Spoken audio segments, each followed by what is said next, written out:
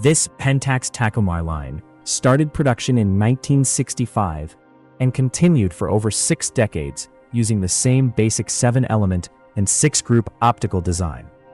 Some earlier designs used thorium-doped elements, but was completely dropped by 1971 with the introduction of super multi-coated glass.